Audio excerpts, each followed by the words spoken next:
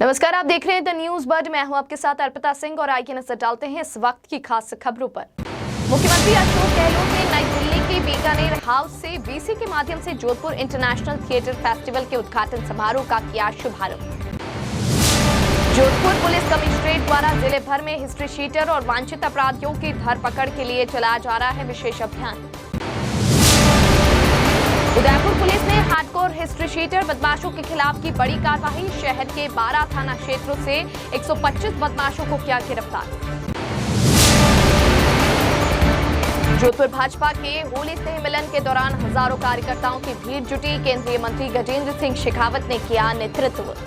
और अब खबरें विस्तार से। मुख्यमंत्री अशोक गहलोत द्वारा शनिवार को नई दिल्ली के बीकानेर हाउस से वीसी के माध्यम से जोधपुर इंटरनेशनल थिएटर फेस्टिवल के उद्घाटन समारोह का शुभारंभ किया गया। गहलोत ने कहा कि राजस्थान संगीत नाटक अकादमी कला क्षेत्र में उत्कृष्ट कार्य कर रही है। उन्होंने जोधपुर इंटरनेशनल थिएटर फेस्टिवल में देश विदेश से आए सभी कलाकारों का हार्दिक स्वागत करते हुए कहा कि नाट्य कला के माध्यम से प्रभावी सामाजिक परिवर्तन संभव होता है। गहलोत ने कहा कि राजस्थान में प्रतिभाशाली कलाकारों की कोई कमी नहीं है। राज्य में उच्च शिक्षण संस्थानों में नाट्य विभाग खोलकर युवा पीढ़ी को इस कला से जोड़ने का कार्य किया जा रहा है। इस अवसर पर मुख्यमंत्री गहलोत ने जोधपुर इंटरनेशनल थिएटर फेस्टिवल पर पुस्तिका का विमोचन भी किया। इस दौरान कला संस्कृति मंत्री डॉक्टर बीडी कल्ला वीसी के माध्यम से जुड़े। वहीं जोधपुर से राजस्थान राज्य मेला प्राधिकरण के उपाध्यक्ष रमेश बोराना, राजस्थान संगीत नाटक अकादमी अध्यक्ष बिनाका जयशमालू, कला एवं संस्कृति शासन सचिव गायत्री राठौर, संभाग के आयुक्त कैलाश चंद्र मीणा, जिला कलेक्टर हिमांशु गुप्ता, पुलिस आयुक्त रविदत्त गौड़ आदि उपस्थित रहे। जोधपुर इंटरनेशनल थिएटर फेस्टिवल के शुभारंभ के अवसर पर हार्दिक स्वागत और अभिनंदन करता हूँ। कहा गया है संगीत नाटक संगीत साहित्य कला विहीना साक्षात पशु कुछ निशान हीना। संगीत साहित्य और कला के बिना व्यक्ति बिना सींग और पूंछ वाले पशु के समान में कामयाब हो। ये जीवन विद्या की तरह है। इसमें आप समाज का चिंतन कर सकते हैं, समाज में बदलाव के रास्ते पर लाने का बहुत भूमिका हो सकती है। और मुझे याद है जब कभी मैंने बहुत कम चीज़ देखे होंगे, तो देखे उनमें जो चित्रण था, जो कलाकार के कर्मी थे, उनकी भूमिका थी, वो आज भी दिल दिमाग में छाई रहती है। जोधपुर में भारतीय जनता पार्टी ने शनिवार को होली स्नेह मिलन के मौके पर हजारों कार्यकर्ताओं की भीड़ जुटाकर शक्ति प्रदर्शन किया। केंद्रीय जल शक्ति मंत्री गजेंद्र सिंह शेखावत इसकी तैयारी बहुत पहले से कर चुके थे। कार्यक्रम में स्पष्ट संदेश दिया गया कि परिवार के साथ हल्के फुल्के पल शेयर करने का मौका है और ज्यादा भाषणबाजी नहीं होगी। कार्यक्रम के दौरान इमरजेंसी के दौरान जेल गए भाजपा नेताओं व 75 वर्ष की उम्र पूरी कर चुके बुजुर्ग सदस्यों का भी सम्मान किया गया। पूर्व जिला अध्यक्ष देवेंद्र जोशी ने प्रदेश की टीम व जिला कार्यकारिणी के साथ मिलकर इस कार्यक्रम की रूपरेखा बनाई थी, लेकिन कुछ दिन पहले ही भाजपा में शहर जिला अध्यक्ष बदलकर देवेंद्र सालेचा को बना दिया गया। ऐसे में स्नेह मिलन को नए जिला अध्यक्ष की ताजपोशी के रूप में भी देखा गया। जोधपुर पुलिस कमिश्नरेट द्वारा जिले भर में हिस्ट्री शीटर और वांछित अपराधियों की धरपकड़ के लिए विशेष अभियान चलाया जा रहा है। इसी के तहत जोधपुर ग्रामीण पुलिस ने रविवार को ग्रामीण थाना क्षेत्रों में वांछित अपराधियों की ठिकानों पर दबिश दी। ग्रामीण एसपी धर्मेंद्र सिंह यादव ने बताया कि पुलिस द्वारा चलाए जा रहे विशेष अभियान के तहत रविवार को वांछित अपराधियों की धरपकड़ के लिए पुलिस की 45 विशेष टीम बनाकर अपराधियों के करीब 261 ठिकानों पर दबिश दी गई। धर्मेंद्र यादव ने बताया कि इस दौरान 51 अपराधियों को दस्तयाब कर गिरफ्तार किया गया, जिनमें से एक के खिलाफ कापरडा थाने में आर्म्स एक्ट में, एक के खिलाफ भोपालगढ़ थाने में एनडीपीएस एक्ट के तहत मुकदमा दर्ज किया गया। वहीं कार्यवाही के दौरान बिलाड़ा थाना क्षेत्र में चोरी की 5 मोटरसाइकिल बरामद की गई। ग्रामीण एसपी धर्मेंद्र सिंह यादव ने बताया कि ये अभियान अपराधियों पर लगाम कसने के लिए चलाया जा रहा है, जो कि लगातार जारी रहेगा। पूरे राजस्थान में विभिन्न जगहों पे आतंक अपराधियों, हार्डकोर अपराधियों और हिस्ट्री शीटर्स के खिलाफ अभियान चल रहा है। और इसी क्रम में आज जोधपुर ग्रामीण पुलिस द्वारा भी विभिन्न ठिकानों पर आज सुबह अर्ली मॉर्निंग दबिश दी गई। और जिस क्रम में कुल 45 टीमें बनाई गई थी और 261 संभावित ठिकानों पर दबिश की कार्रवाई की गई है, जिसमें अभी तक 51 वांछित अपराधी पकड़े गए हैं। आज एक आर्म्स एक्ट का मुकदमा कापरडा थाने में दर्ज हुआ है और एक एनडीपीएस एक्ट का मुकदमा भोपालगढ़ थाने में दर्ज हुआ है। इसके अलावा बिलाड़ा थाना क्षेत्र में दबिश के दौरान 5 चोरी की मोटरसाइकिल भी बरामद हुई है और एक कार्रवाई एक्साइज एक्ट में बिलाड़ा थाना क्षेत्र में हुआ है। इसके अलावा एक संदिग्ध स्कॉर्पियो जो है खिड़ापा थाना क्षेत्र में जब्त की गई है। ये कार्रवाई अभी भी जारी है और आगे भी लगातार चलता रहेगा। ये अभियान जो आतंक अपराधी हैं उन पे शिकंजा कसने के लिए प्रोएक्टिव पुलिसिंग के तहत चल रहा है और विस्तृत जानकारी हम आपको प्रेस नोट के माध्यम से दे देंगे। उदयपुर जिला पुलिस अधीक्षक विकास कुमार शर्मा द्वारा जिले में अपराधों की रोकथाम व हार्डकोर अपराधियों की गिरफ्तारी के लिए विशेष अभियान चलाया जा रहा है। अभियान के तहत ASP city Chandrasheel Thakur, CO east Shipra Rajawat और वेस्ट के सुपरविजन में शहर के 12 थाना क्षेत्रों में रविवार सुबह से कार्यवाही को अंजाम दिया गया। शहर के सभी 12 थानों में हिस्ट्री शीटर हार्डकोर बदमाशों के खिलाफ तड़के से धरपकड़ कार्यवाही की गई, जिसमें 500 से ज्यादा पुलिस अधिकारी, जवान और सभी थाना अधिकारी कार्यवाही का हिस्सा बने रहे। इस दौरान पुलिस ने कुल 125 बदमाशों को गिरफ्तार किया। पुलिस ने अंबा माता में सर्वाधिक 26, सवीना में 20, सूरजपौल में 19 बदमाशों को पकड़ते हुए 5 वारंटी भी पकड़े। पुलिस मुख्यालय के निर्देश पे अपराधियों की धरपकड़ का जो अभियान चलाया जा रहा है, इसके क्रम में हमने आज 500 जवानों की टीमें बना के अलग अलग थानों की शहर के और रेड करवाई है, जिसमें 125 लोगों को गिरफ्तार किया गया है। इन सब के खिलाफ कोई ना कोई साक्ष्य मिले हैं तो कुछ मुकदमे भी दर्ज किए गए हैं एनडीपीएस और आर्म्स एक्ट के अंदर, और जो नहीं है उनको प्रिवेंटिव सेक्शंस में उनके खिलाफ कार्रवाई की जा रही है। 125 लोगों को गिरफ्तार किया गया है और ये कार्रवाई आगे भी चलती रहेगी। जो भी इस तरह की मूवमेंट होगी बदमाशों की जिस तरह की, उसके ऊपर कार्रवाई की जाएगी। नहीं, ये एक प्लानिंग में थी और काफ़ी दिनों से हम इसको प्लान कर रहे थे और उसको आज एग्जीक्यूट किया गया। सर, हार्डकोर अपराधियों को पकड़ने का ये जो अभियान था, अभी बहुत सारे हैं जो क्रिमिनल बाहर ही है, तो उनके लिए जो क्रिमिनल एक्टिव हैं उनके ऊपर हमारी नज़र है। कुछ लोग ऐसे हैं जो वेरियस रीजंस की वजह से अभी इनएक्टिव हैं, तो उनके ऊपर भी हमारी नज़र है। जो भी एक्टिवली क्राइम करेगा उसके ऊपर हम ध्यान लगाएंगे।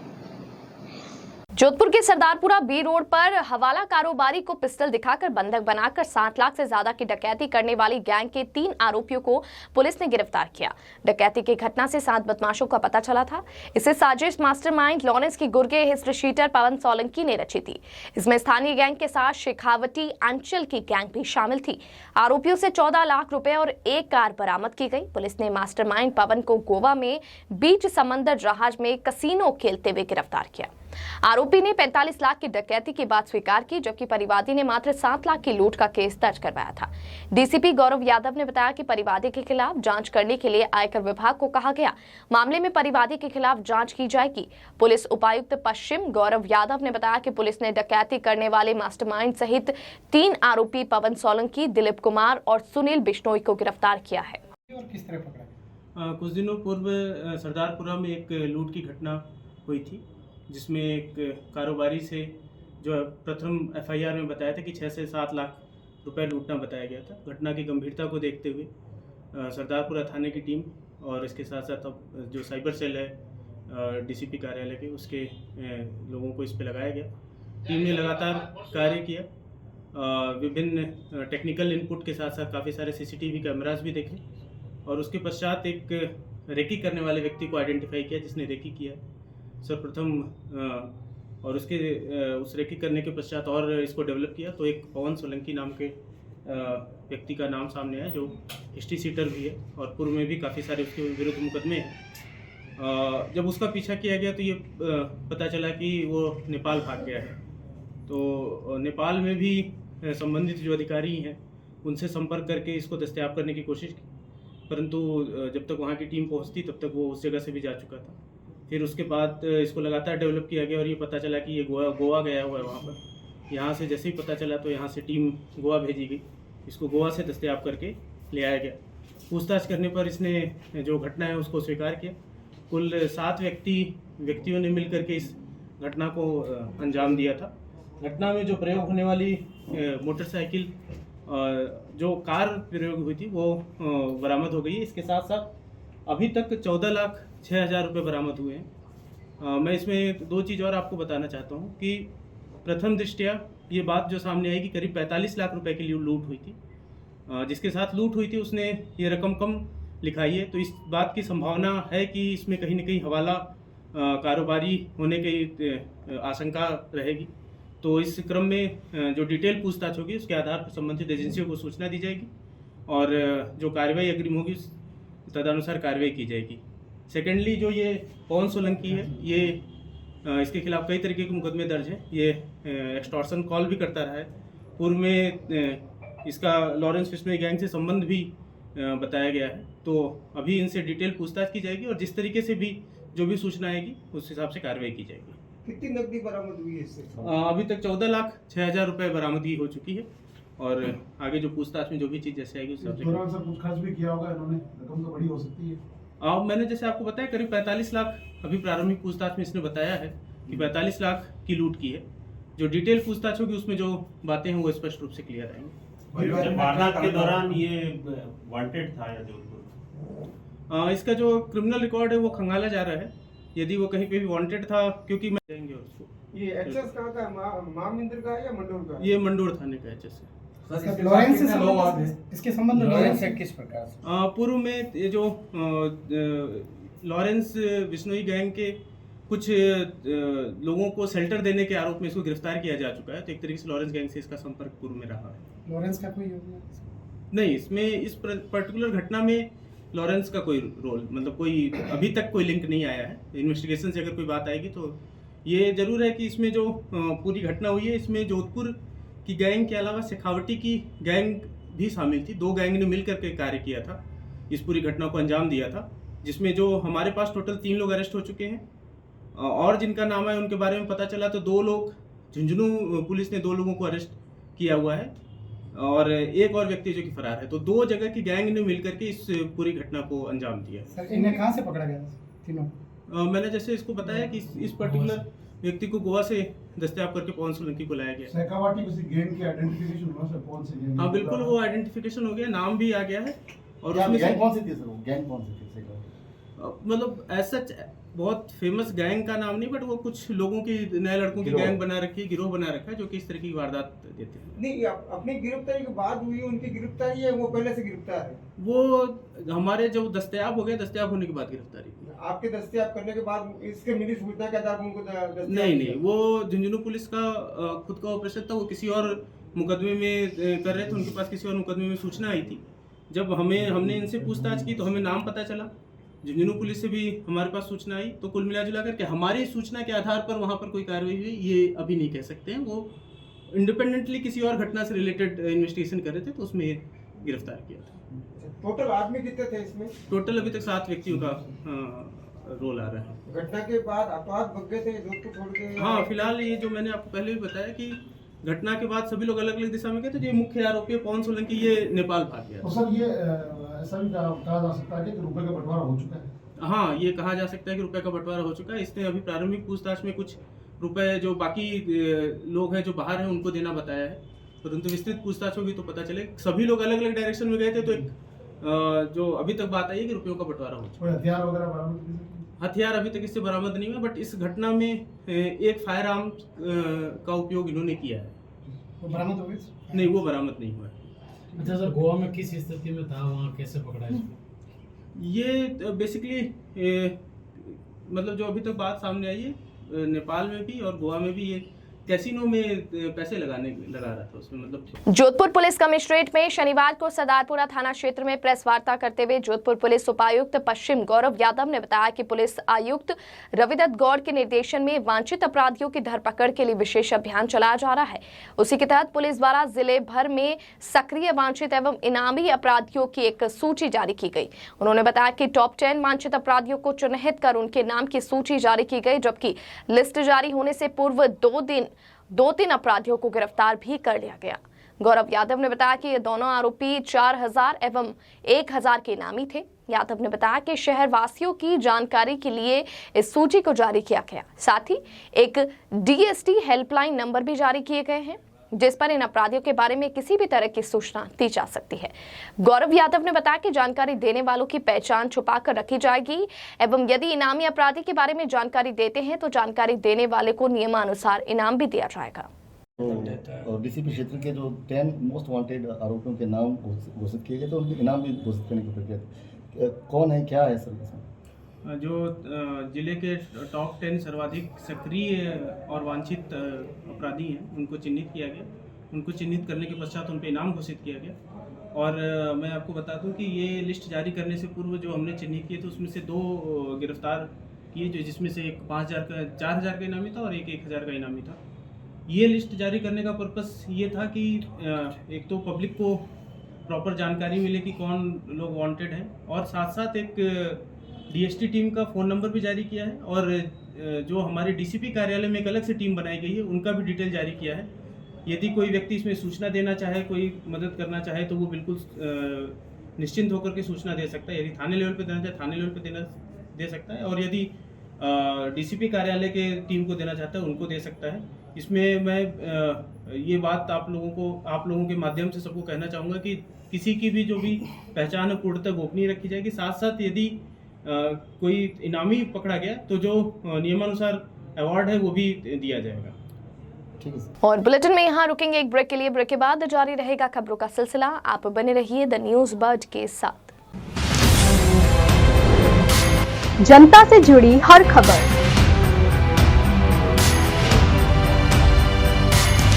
खबरों से जुड़ा हर सच,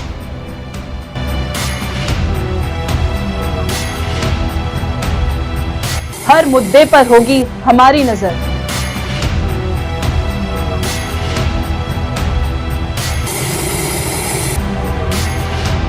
हम आपको बताएंगे खबरों के पीछे का सच।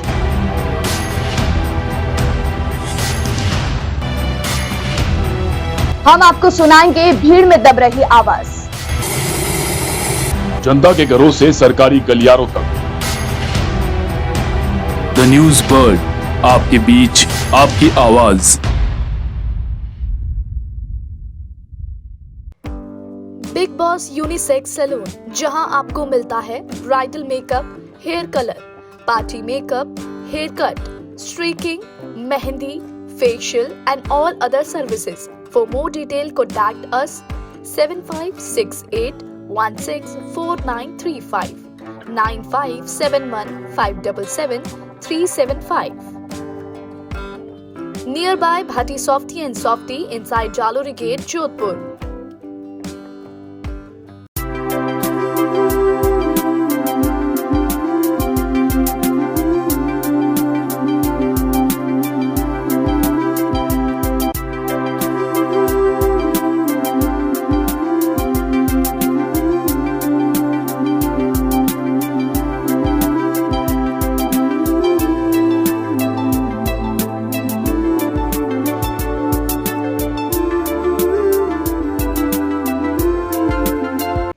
पश्चिमी राजस्थान में पावर की सभी समस्याओं के समाधान उपलब्ध करवाते हुए आभा जेनसेट 2 दशकों से diesel generator, transformer, electric panels एवं पावर कंसल्टेंसी की उत्कृष्ट विश्वसनीय सेवाओं के क्षेत्र में कार्यरत है। 2000 से ज्यादा schools, hospital, factories, industry, petrol pump, complex, carnival में सफल इंस्टॉलेशन। आभा जेनसेट 2000 से ज्यादा संतुष्ट कस्टमर्स का परिवार है। साथ ही पश्चिमी राजस्थान का सबसे ज्यादा बिकने वाला जनरेटर आभा जनरेटर। वोकल के लिए लोकल बने। आज ही संपर्क करें 9414195017 पर या 9829063200 पर। जय श्री कृष्णा, जय श्री गुरु महाराज। आज के इस आधुनिक युग में पावर की सप्लाई एक महत्वपूर्ण चीज हो गई है।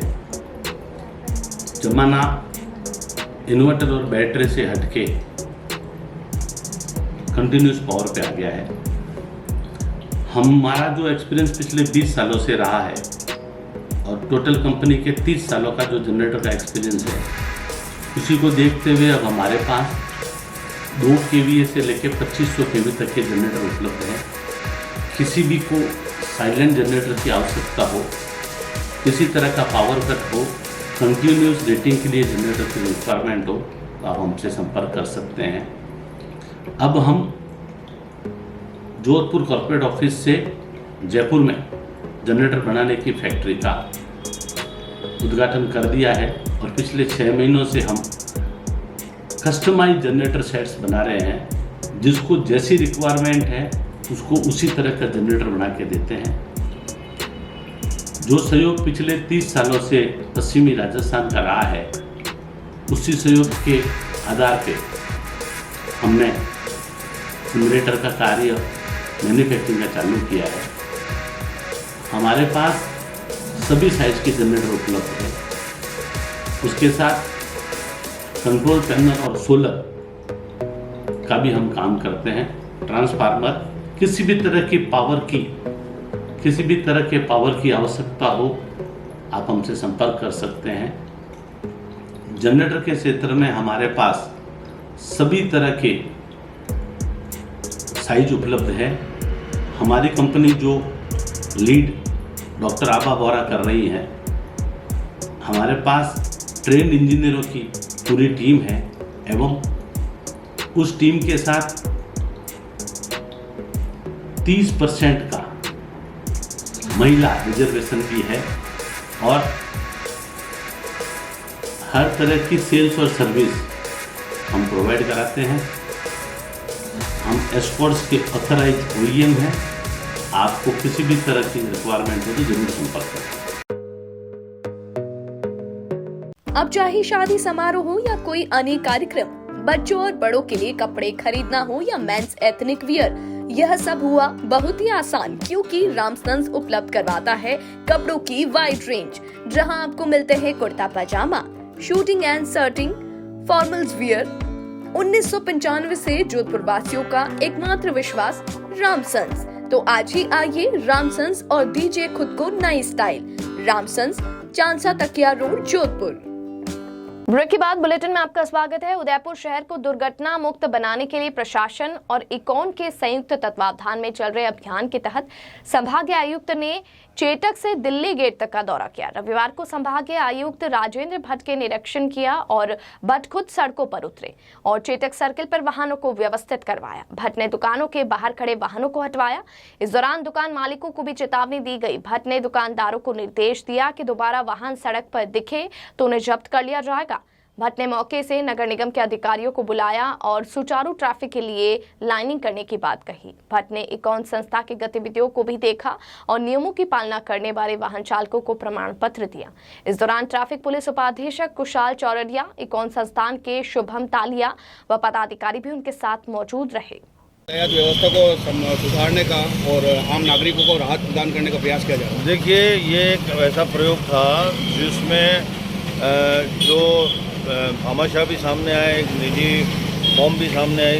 पुलिस, ट्रैफिक पुलिस ने इसमें पूरी तरह भाग लिया, जो स्थानीय पुलिस है उन्होंने भाग लिया और वॉलंटियर्स प्रोवाइड किए इकॉन ने, और एक पूरा मैप बनाया कि क्यों ना हम ट्रैफिक की लेन अगर सिस्टमाइज कर दें तो ट्रैफिक रेगुलराइज हो जाएगा। तो अभी जो एक हफ्ते का इनका अभियान था उसमें ये चीज़ सामने आई है कि ये पॉसिबल है कि ट्रैफिक को आराम से मैनेज किया जा सकता है। उसके लिए अब क्या क्या करना है, इन्होंने एक हफ्ते में बताया कि ये लेन्स के अंदर डिवाइड करने से और जो अपना पार्किंग है उसको रेगुलेट करने से 40% ट्रैफिक की सहूलियत, ट्रैफिक रनिंग की सहूलियत आराम से हो जाती है। कहीं कोई प्रॉब्लम नहीं आती, स्क्रैच नहीं आता, एक्सीडेंट्स होने में भी बहुत कमी आती है।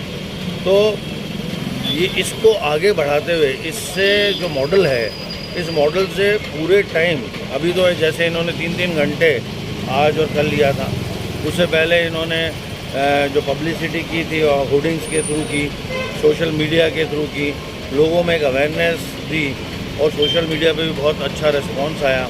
साथ ही लोगों को ये पता लगा कि अगर हम लेन वाइज रहते हैं, 2 व्हीलर एक साथ, 4 व्हीलर एक साथ, और पार्किंग जो दुकानों के सामने है उसको अगर ढंग से करते हैं तो ट्रैफिक की जो दिक्कतें हैं, जो हमें दिक्कतें आती थी, वो सॉर्ट आउट होती हैं। और दूसरी बात, ये कहाँ पर, कौन से चौराहे पर 4 व्हीलर्स का ज़्यादा ट्रैफिक रहता है, 2 व्हीलर्स का कम रहता है, कितना स्पेस 2 व्हीलर्स के ट्रैफिक के लिए इंश्योर करना, कितना 4 व्हीलर्स के लिए, ये बहुत इम्पॉर्टेंट है। और ये लगातार सड़क पे उनको नोट करते हुए, उनके आवागमन को नोट करते हुए एक डेटा इकट्ठा करके ये इस तरह से किया जा सकता है ताकि सुचारू रूप से मैनेज किया जा सके। सर, यहाँ पे सबसे बड़ी समस्या आ रही है कि सड़कों पे जो गड्ढे हैं, पानी देखेंगे, जो आप पीछे भी देखें, सड़क जो मेन सड़क है वो तो अच्छी है, लेकिन जो पार्किंग साइड है और जो इस तरफ है यहाँ गड्ढे हैं, अगर पार्किंग के गड्ढे नहीं बढ़ेंगे तो आदमी गाड़ी कहाँ खड़ी करेगा, वो सड़क पे ही खड़ी करेगा। तो आपका जो कहना वाजिब है, इस संबंध में नगर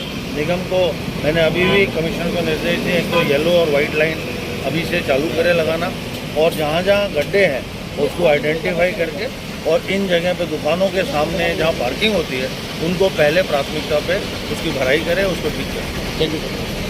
ओसिया नगर में वर्ष प्रतिपदा एवं नववर्ष को लेकर भव्य तैयारियां शुरू कर दी गई है। नववर्ष आयोजन समिति के संयोजक श्रवण सोनी ने बताया कि नववर्ष को लेकर ओसिया नगर के प्रत्येक घर पर भगवा ओम पताका फहराई जाएगी, जिसके लिए अलग अलग टीम बनाकर पताका वितरण शुरू कर दिया गया।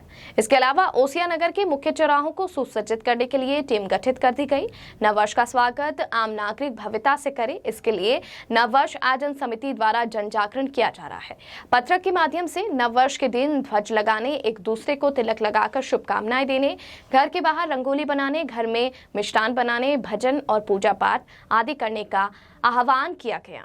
नववर्ष प्रतिपदा के दिन सुबह 6 बजे प्रभात फेरी का आयोजन किया जाएगा, जो सचियाय माता मंदिर में मुख्य बाजार होते हुए पंचायत समिति क्वार्टर्स स्थित बालाजी मंदिर में विसर्जित की जाएगी।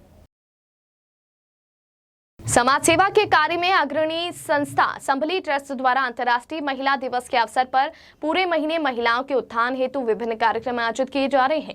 इसी कड़ी में संभली ट्रस्ट द्वारा शनिवार को महिलाओं को सिलाई की मशीनें भेंट की गई।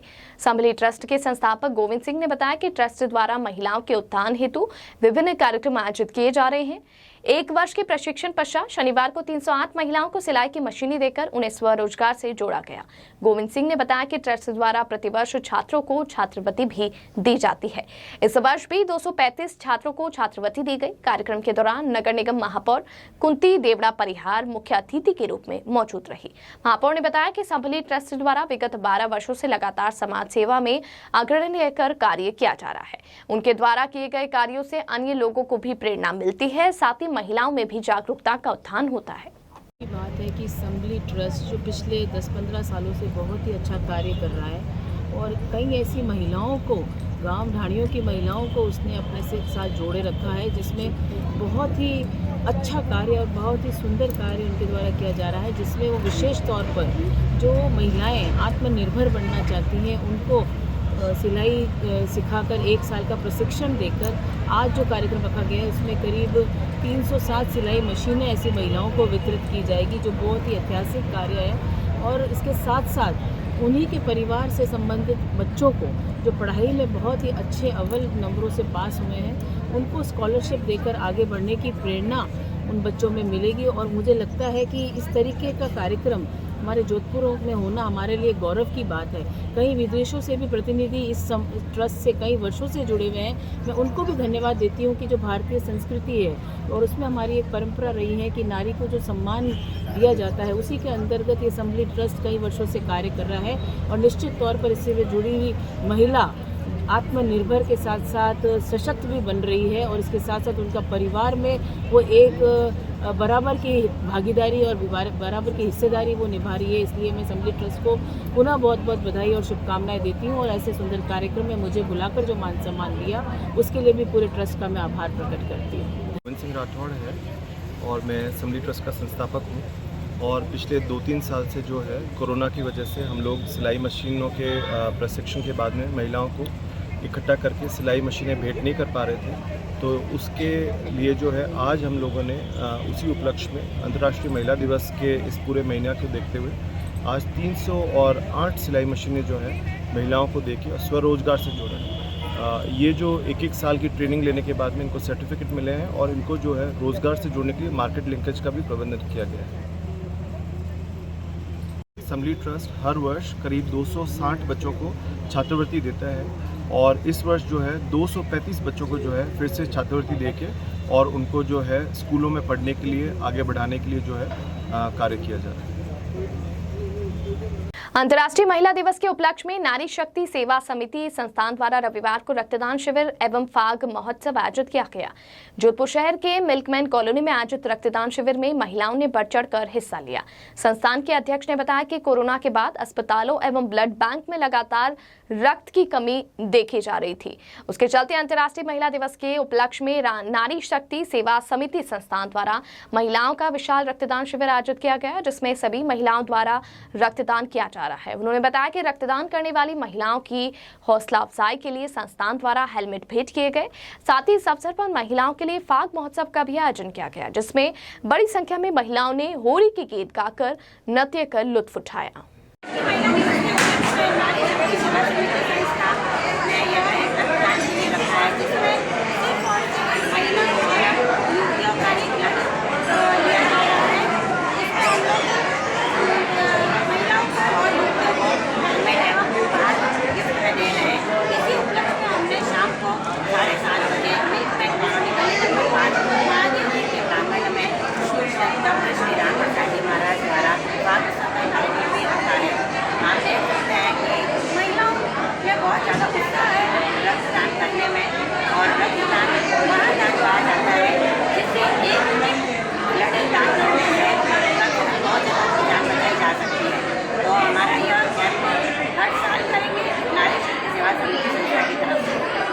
जोधपुर शहर के वीर मोहल्ला में स्थित श्री बाबा रामदेव जी का मंदिर में स्वर्गीय पूनम सिंह चौहान की प्रथम पुण्यतिथि के अवसर पर रविवार को रक्तदान शिविर का आयोजन किया गया।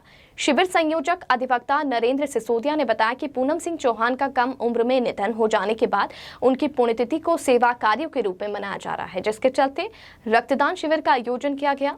सिसोदिया ने बताया कि रक्तदान शिविर में बड़ी संख्या में युवाओं ने बढ़ चढ़कर हिस्सा लिया। उन्होंने बताया कि शिविर में 108 यूनिट रक्तदान का लक्ष्य रखा गया। चित्तौड़गढ़ जिले के लसड़ावण गांव में होली जलने के 13 दिन बाद 13 रविवार के दिन एक दूसरे को गुलाल व रंग लगाकर होली की शुभकामनाएं दी गई। महिलाओं ने भी जमकर एक दूसरे को गुलाल लगाकर व होली का आनंद लिया। सवेरे से ही 13 के दिन एक दूसरे के घर जाकर गुलाल व रंग लगाकर जैन समुदाय के पुरुष व महिलाओं, बालिकाओं व बच्चों ने जमकर होली खेलने के साथ ही ढोल नगाड़ों के साथ नाचते कूदते दिखाई दिए। हिंदू नववर्ष चैत्र शुक्ला प्रतिपदा के अवसर पर इस बार जोधपुर शहर में विभिन्न कार्यक्रमों का आयोजन किया जाएगा। समाज सेवी जनक सोनी ने बताया कि भारतीय नववर्ष को मनाने के लिए इस बार सभी समाज में काफी उत्साह नजर आ रहा है। उन्होंने बताया कि 21 मार्च को भव्य शुभकामना शोभा यात्रा निकाली जाएगी, जो घंटाघर से प्रारंभ होकर जालोरी गेट पर आकर संपन्न होगी। जनक सोनी ने बताया कि इस शोभा यात्रा में बड़ी संख्या में सभी राम भक्त शामिल होंगे। वहीं विशेष झांकियों का भी आयोजन किया जाएगा। सोनी ने बताया कि ऐसा मौका है जब हिंदू धर्म के सभी लोग राजनीति से ऊपर उठकर भगवान राम की शोभा यात्रा को सफल बनाने में जुट जाते हैं। इसके उपलक्ष्य में चैत्र शुक्ल प्रतिपदा नवरात्रि स्थापना के दिन एक भगवा रैली का आयोजन होता है हर वर्ष। इस वर्ष भी वो आयोजन हो रहा है। ये रैली घंटाघर से रवाना होकर सिरे बाजार होते हुए भाटी सॉफ्टी जालोरी गेट के अंदर विसर्जित होता है। उसमें जो भी सनातन हिंदू धर्म प्रेमी है वो सभी इसमें आमंत्रित है। इस रैली में सभी मतलब ये रैली कोई भी राजनीतिक पार्टी से कोई अपना ताल्लुक नहीं रखती है और ना ही हम धन संग्रहण करते हैं, कोई रसीद वगैरह काटते हैं। हमारा किस संगठन के बैनर तले? ये कोई संगठन नहीं है, हमारा एक पूरा ग्रुप है जो नववर्ष को हम लोग भगवा महोत्सव समिति हमारी एक बनाई हुई है, जो नववर्ष को हम लोग सेलिब्रेट करते हैं, भारतीय नववर्ष। ये हर वर्ष की बात है, इस बार कुछ नया करने जा रहे हैं आप? नहीं, हर वर्ष हम लोग इसी तरह।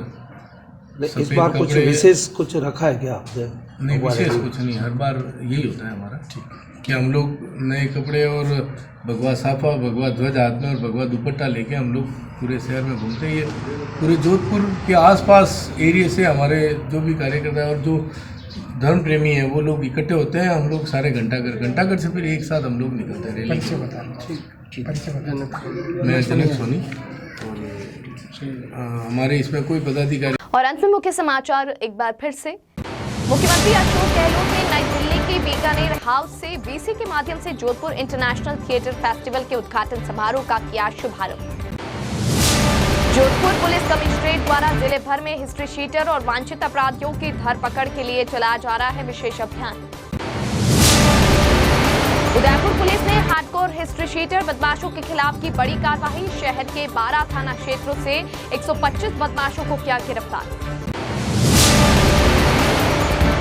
जोधपुर भाजपा के होली स्नेह मिलन के दौरान हजारों कार्यकर्ताओं की भीड़ जुटी। केंद्रीय मंत्री गजेंद्र सिंह शेखावत ने किया नेतृत्व। इस बुलेटिन में फिलहाल के लिए इतना ही और खबरों को जानने के लिए आप बने रहिए द न्यूज बर्ड के साथ। तब तक के लिए मुझे दीजिए इजाजत। नमस्कार।